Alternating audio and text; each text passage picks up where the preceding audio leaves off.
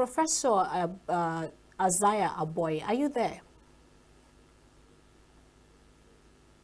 Can Doctor, you not hear yet a us? professor. Yes, very well. You highly welcome. All right, could you, throw more light on the flood alert or flood related issues that have been happening in some states in Nigeria currently? Yes, like the federal government through the NIMET issued a flood alert 3 days ago. They are warning that they have received information that Cameroon is about to open the Lado Dam, and it will be releasing substantial quantity of water into the Benue River Benue that will now drain through a lot of states in Nigeria. And that alert is to warn that all states living around the bank of the river, starting from Bauchi, Benue, Nasarawa, Taraba, down to the river states, that they should be at alert and take precautionary measures, because the flood, the quantity of water may overflow the bank of the river, and it has some consequences. Yes, that is what it's supposed to be. But in the other way around, I think what you are helping to sensitize the public is not that it is just not to give such information. There are a lot of actions that are supposed to be taking place, or that are supposed to have taken place, because this is an annual happening. It occurs every year around about this time, when the water intake of the dam has gotten to a certain level. And I remember on one of the occasions that I have spoken in this television station, I said that it's a necessary thing to do, because if you don't do it, if you don't release that water from the Ladoja Dam, then what it means is that the dam could collapse. So it is a precautionary measure to let out the accumulated water in the dam, so that we wouldn't have a catastrophe of the dam collapsing. So this regulated release of water and the alert, the consequent information that this is to happen, will trigger a lot of preparedness measures that has already been set in place. What it means is that a lot of communities that are uh, uh, uh, that are predisposed to this flood will be relocated to a safe place. And when you are relocating, it is not just a simple matter. A lot of health and social consequences follow it.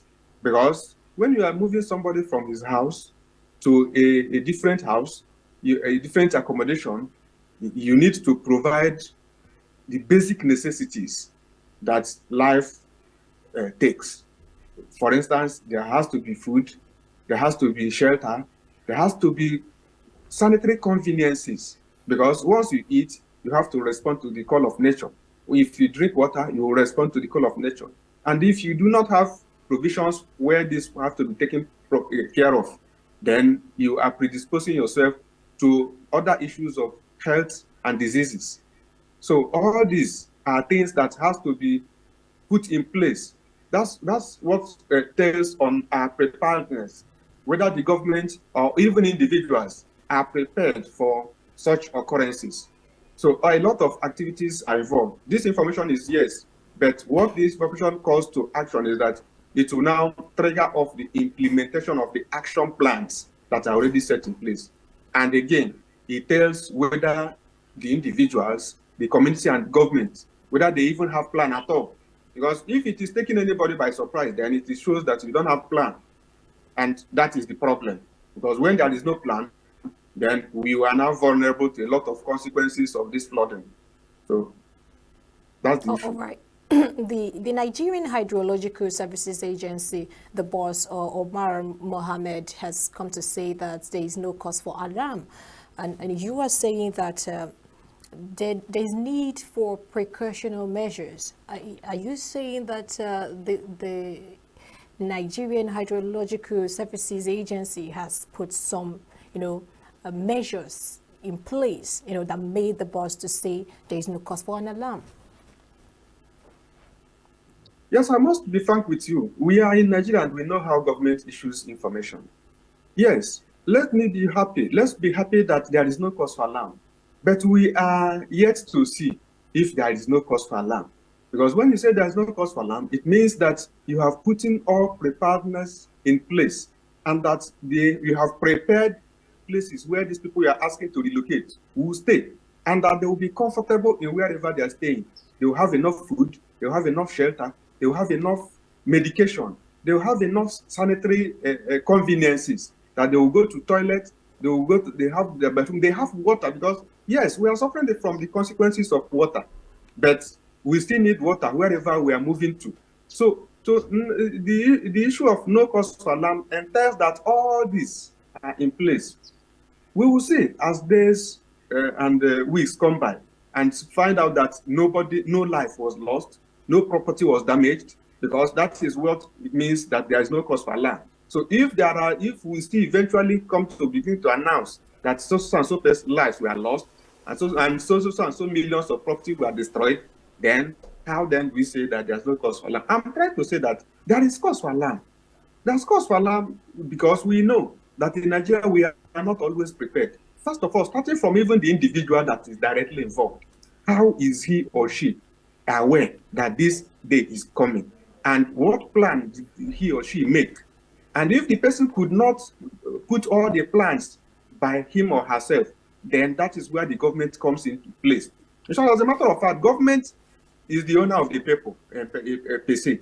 So government is supposed to have provided all this. And now that we are receiving this information from Cameroon, then government will say, okay, Oya, move from here to this place that has been prepared for you, awaiting this event that is occurring now. So I take that no cause for alarm with a picture. However, government will always manage information in such a way that they will not cause alert or cause further harms. But while we are saying that there's no cause for alarm, I want to see actions being taken to actually show that there's no cause for alarm. Okay, let's look at other parts of the country. I beg your pardon. There's been flood, in some states. Looking at the current one that is happening in Maiduguri, what would you say are the primary causes of this recent flood in those areas? Yes, like we've said before now, flood is just excessive flow of water into dry land, a place that usually do not have hitherto are not water locked, and when water in excess volume occupies those areas, we say they are flood. The flood is caused by one, natural rain.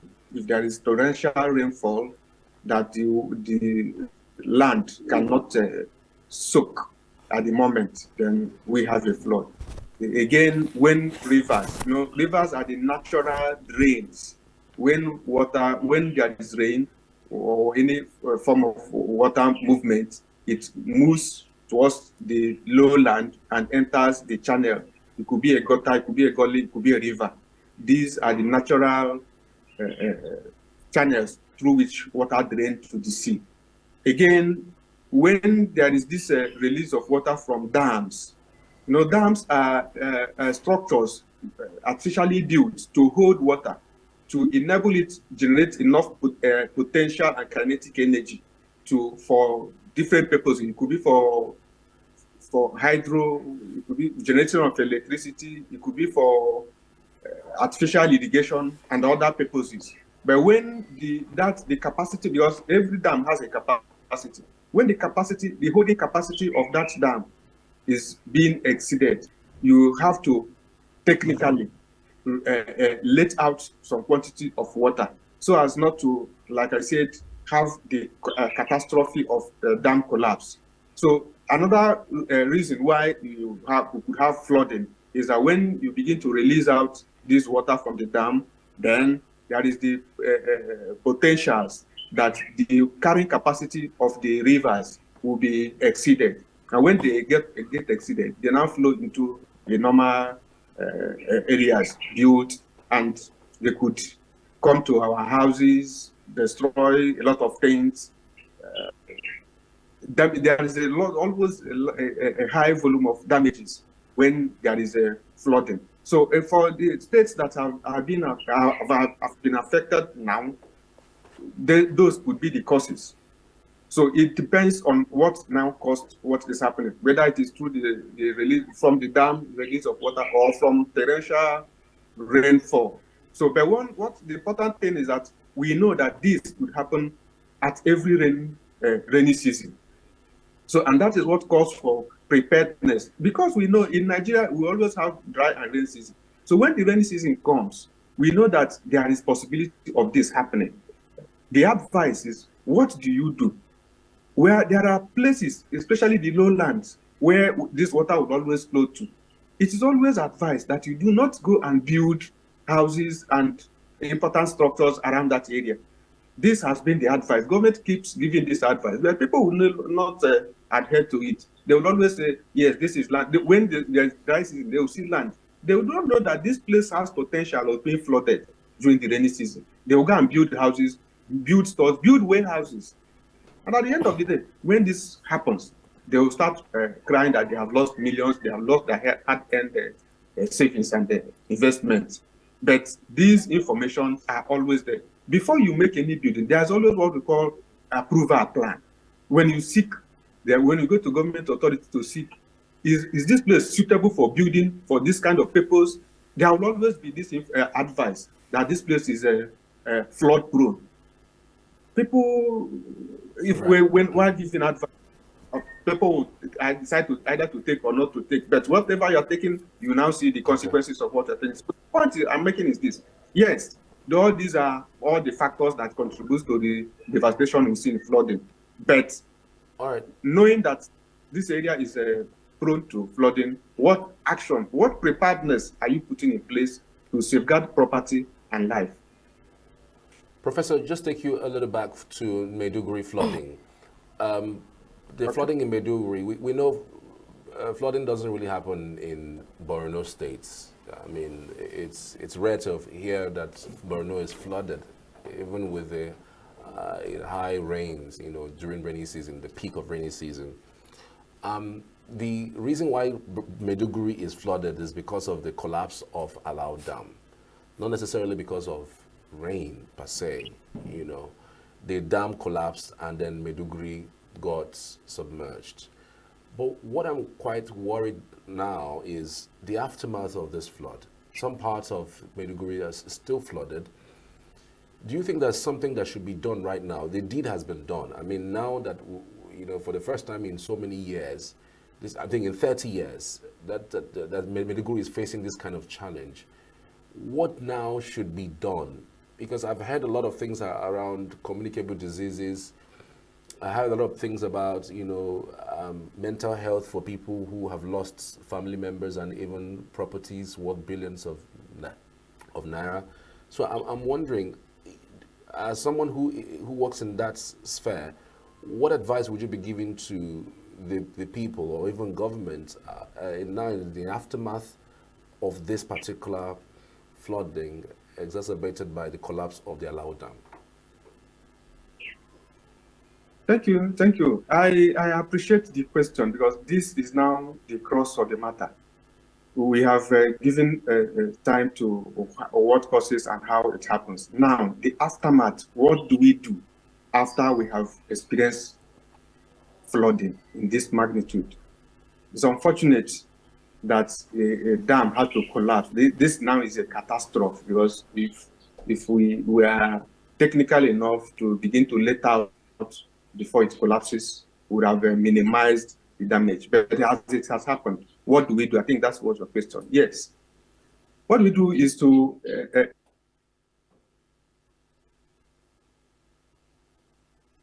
Okay.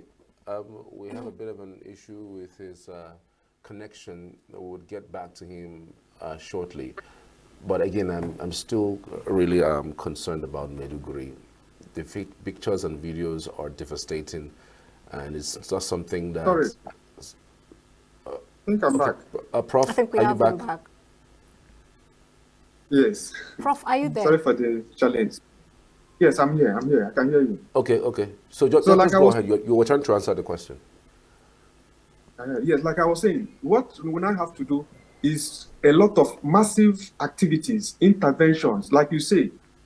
First, we begin with the health consequences because there are a lot of health consequences in terms of communicable disease transmission. Because a lot of deaths have been washed from several sources into the community. I'm sure with this high level of flooding, even the municipal water supply scheme has been contaminated. So there is emergency, there's immediate health emergencies. The water source, because once you are alive, you need to be drinking.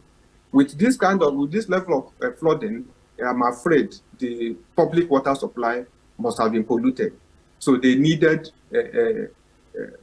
quick intervention of supply of water, supply of food.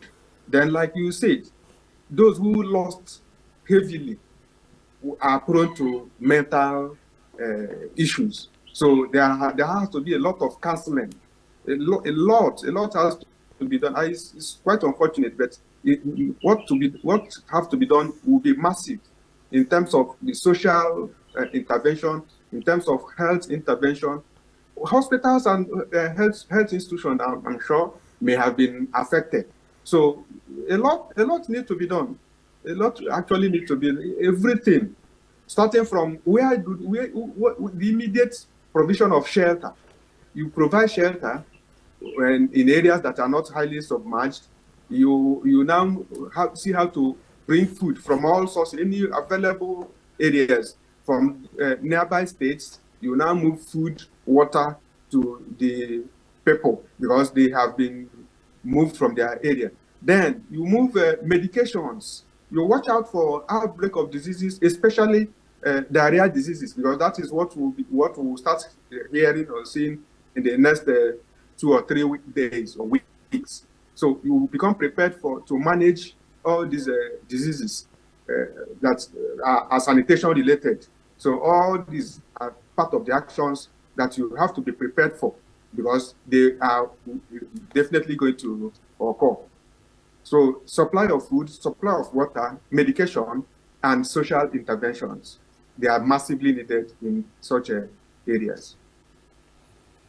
Okay, so the Meteorological Agency stated that they met with the Cameroonian authorities and they have said that they would release the water in Lagdo Dam in batches, even though they have seen the water rising in River Benue and River Niger, that they would, try to vary the release of water released from Cameroon. Do you think that's a good measure? And to what extent are we postponing the evil day, or do you think that's a better plan?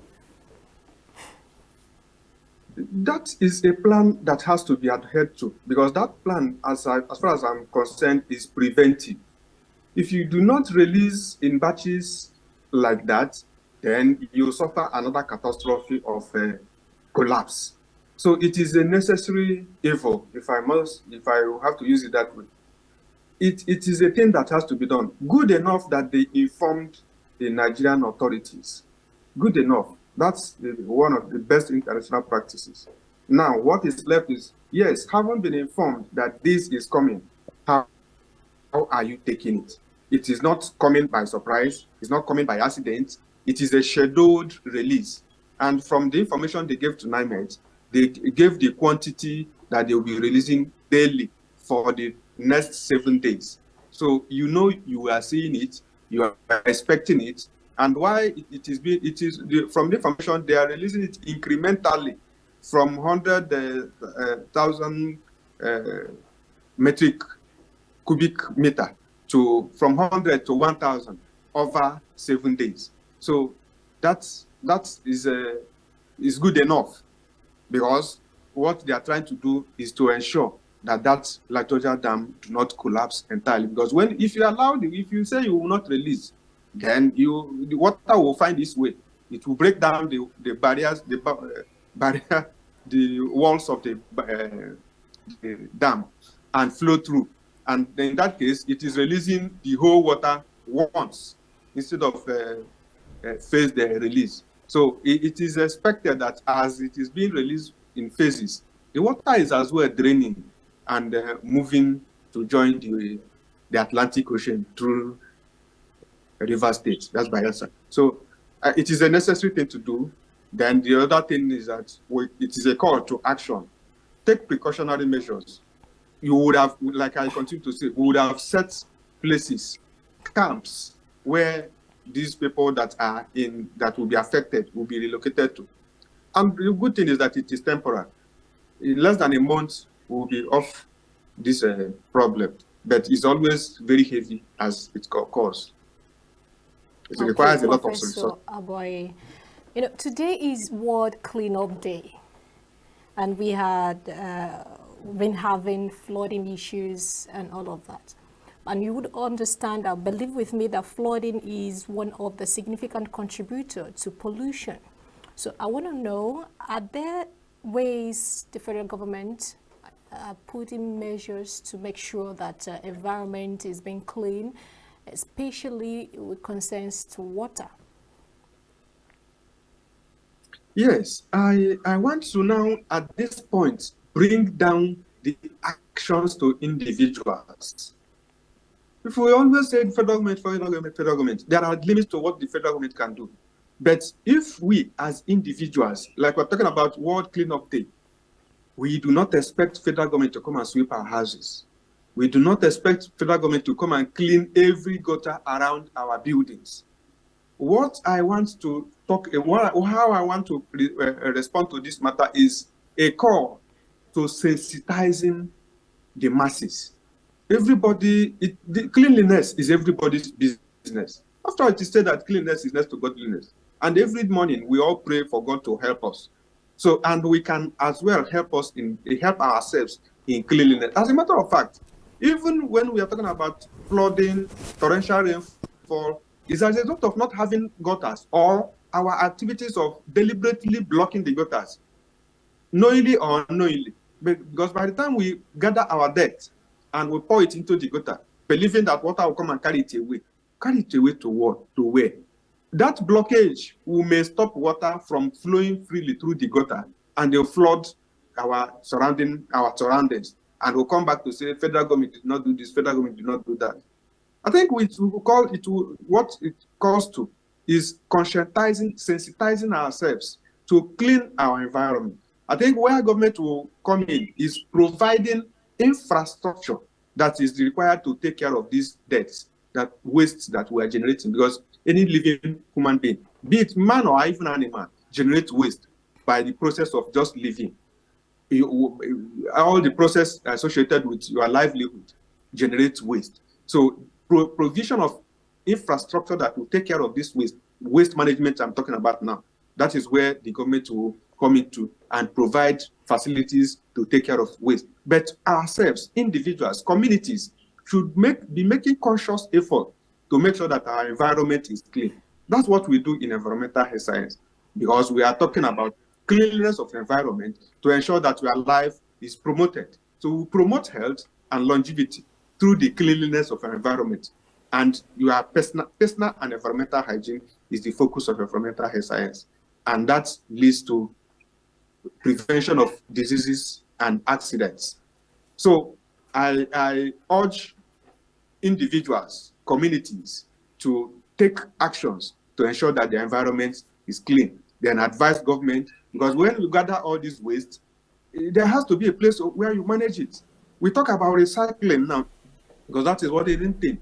Because when you continue to gather the waste and move it from one place to another, you are not actually managing, you are only translocating. So government will give us the infrastructure to take care of all this waste.